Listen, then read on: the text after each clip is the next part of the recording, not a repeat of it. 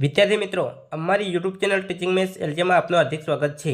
મિત્રો, આજે ધોરણ 12માં તત્વજ્ઞાન વિષયનું પેપર લેવાયેલ છે, તેનો આજે જે ઓરિજિનલ પેપર છે તેનું આજે આપણે સોલ્યુશન કરીશું। જો વિદ્યાર્થી મિત્રો તમે ચેનલમાં નવા હો તો ચેનલને સબસ્ક્રાઈબ કરવા વિનંતી, જેથી તમને જે નવી અપડેટ આવે છે તે અપડેટ મળતી રહે।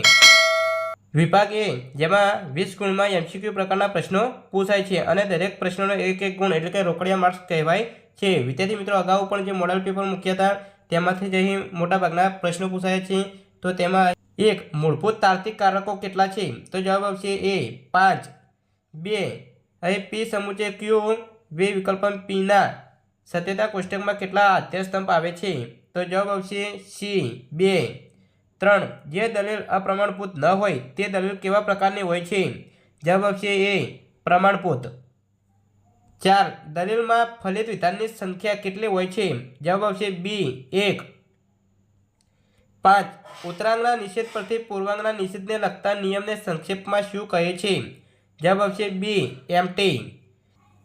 6, પી વિકલ્પ ક્યુ સમુચય ક્યુ તેથી પીના રૂપ કયા નિયમનું છે? તો જવાબ આવશે ડી ડીએસ નિયમનું છે। 7, સંવિધાનના ફલિત વિધાનના ઉદ્દેશ પક્ષને શું કહેવાય છે? જવાબ આવશે ડી પક્ષપદ। 8, કઈ આકૃતિમાં મધ્યપદ બંને આધાર વિધાનોમાં ઉદ્દેશને સ્થાને હોય છે? જવાબ આવશે સી ત્રીજી। 9, સરખા સંયોગો હાજર હોય તો સરખું જ પરિણામ આવે છે, આ વાક્ય શું સૂચવે છે?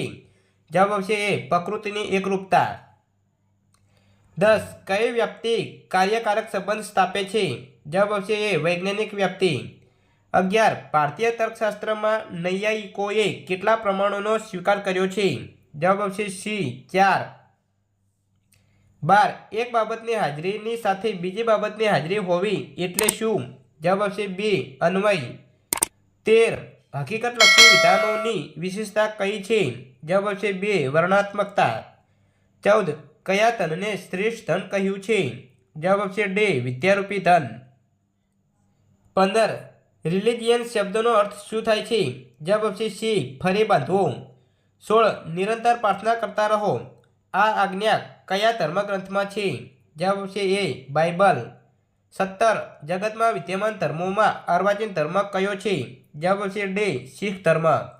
18, ન્યાય ભાવના એ કયા ધર્મનો નૈતિક સિદ્ધાંત છે?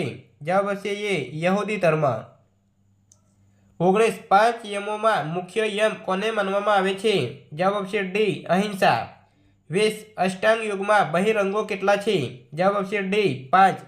તો વિદ્યાર્થી મિત્રો, વિભાગે અહીં એમસીક્યુ પ્રકારના જે 20 પ્રશ્નો હતા તે પૂરો થાય છે। મિત્રો, 20માંથી તમારે કેટલા પ્રશ્નોના જવાબ સાચા પડે છે તે તમે કમેન્ટ બોક્સમાં જરૂર જણાવજો। વિભાગ 2, જેમાં 1-2 શબ્દોમાં પ્રશ્નના જવાબ આપવાના છે અને 10 ગુણમાં પૂછાય છે। તો પહેલો 21મો પ્રશ્ન પૂછાય છે કે જેને સ્થાને કોઈપણ વિધાન મૂકી શકાય તેવા પ્રતીકને શું કહે છે? તો જવાબ આવશે વિધાનપરક પ્રતિવર્તી। 22, દલીલનું મૂલ્યાંકન કઈ ભાષામાં થઈ શકે છે? જવાબ આવશે પ્રામાણ્ય કે અપ્રામાણ્ય।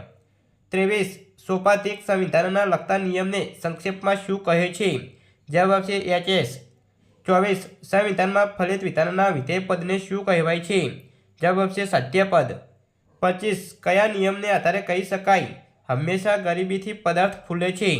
તો જવાબ આવશે પ્રકૃતિની એકરૂપતા। 26, પંચાવયવી અનુમાનનો પાંચમો અવયવ કયો છે? જવાબ આવશે એ નિગમન। 27, કેન્ટ કયા મૂલ્યને અગ્રતા આપે છે? જવાબ આવશે કર્તવ્યના મૂલ્યને। 28, સ્નેહનું બીજું નામ શું છે? જવાબ આવશે ભક્તિ। 29, ત્રિપિટક કયા ધર્મનો ધર્મગ્રંથ છે? જવાબ આવશે બૌદ્ધ ધર્મનો। 30, ભારતે વિશ્વને આપેલું અમૂલ્ય નજરાણું શું છે? જવાબ આવશે યોગ। તો વિદ્યાર્થી મિત્રો, એ વિભાગ 2 જે 1-2 શબ્દમાં પ્રશ્નો જવાબ આપવાના છે તે વિભાગ 2 પૂરો થાય છે। મિત્રો, તમારો વિભાગ એ અને બી જે રોકડિયા માર્ક્સ કહી શકાય પ્રશ્ન નંબર 1 થી 30 ગુણમાં પૂછાય છે તે તમારો સારો જ ગયો છે અને તમારા વિભાગ એ અને બીમાં કેટલા માર્ક્સ થાય છે તે તમે કમેન્ટ બોક્સમાં જરૂર જણાવજો। મિત્રો, વિભાગ સી જે 2-2 ગુણમાં પ્રશ્ન પૂછાય છે તો અહીં કયા પ્રશ્નો પૂછાય છે તે અહીં મૂકેલ છે અને ચેપ્ટરમાંથી અહીં ચેપ્ટર કયામાંથી પૂછેલા છે તે પણ અહીં મૂકેલ છે। તો અહીં લોંગ પ્રશ્નો હોવાથી તેનું સોલ્યુશન કરેલ નથી, પરંતુ કયા પ્રશ્નો પૂછાય છે તે અહીં પેપર મૂકેલ છે। તો વિદ્યાર્થી મિત્રો, આ અગાઉ જે પ્રશ્નપત્ર મોડલ પેપર મૂક્યા હતા તેમાંથી જ મોટાભાગના પ્રશ્નો પૂછાયેલા છે। તો વિભાગ ડી છે, ડી વિભાગ અહીં 3 ગુણમાં પ્રશ્નો પૂછાયા છે।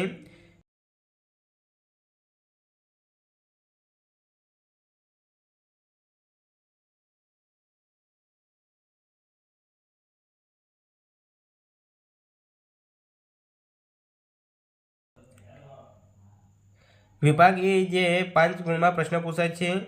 વિદ્યાર્થી મિત્રો અહીં આ રીતનું આજે જે પેપર લેવલ છે તે પેપર પૂછાયેલ છે।